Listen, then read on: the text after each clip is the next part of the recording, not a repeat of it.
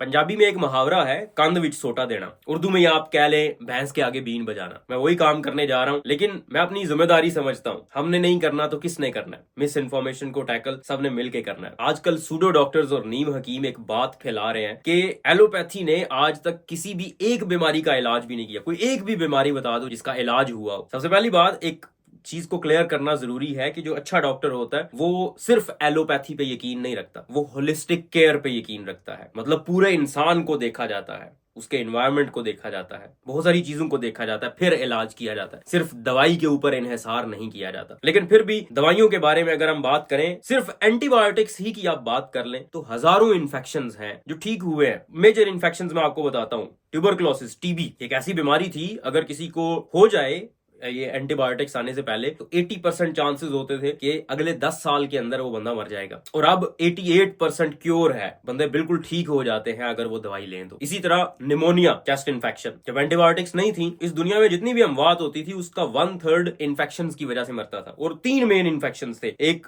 TB का infection था, एक निमोनिया था जो फेफड़ों का इन्फेक्शन है, और तीसरे नंबर पे पेट के इन्फेक्शन, एंट्राइटिस जिसको कहते हैं, डायरिया वगैरह। और अब देख लें, बहुत कम लोग आपको नजर आएंगे जो इन इन्फेक्शंस की वजह से मरते हैं। क्यों? एंटीबायोटिक्स की वजह से, दवाइयों की वजह से।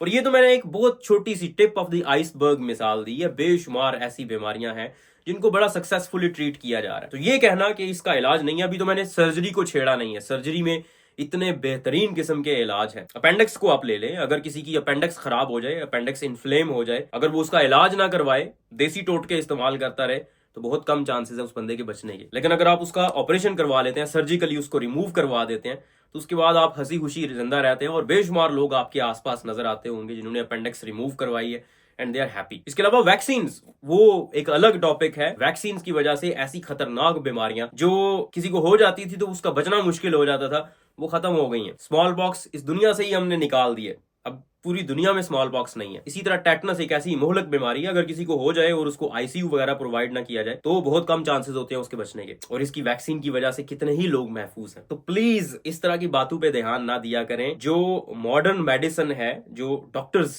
प्रैक्टिस करते हैं, वो एविडेंस बेस्ड है। जितनी भी पुरानी पहले मेथडोलॉजी यूज की जाती थी, चाहे वो हर्बल थी, चाहे वो आयुर्वेदिक थी, चाहे वो जो भी किसी की भी तरह की थी, उनमें से जिनका एविडेंस मिला है, हमें शवाहिद मिले हैं कि वाकई में ये काम करती है, वो हमने उठाया और उसके ऊपर वर्क किया। कोई हमने अपनी तरफ से कोई अलग ब्रांच नहीं खोली हुई। ये इस कॉन्सेप्ट को आप अपने माइंड से निकाल दें कि एलोपैथी के बहुत मुख्तलिफ तरह की दवाइयां हैं, मुख्तलिफ मेडिसिन है, और बाकी जो चीजें हैं वो अलग हैं।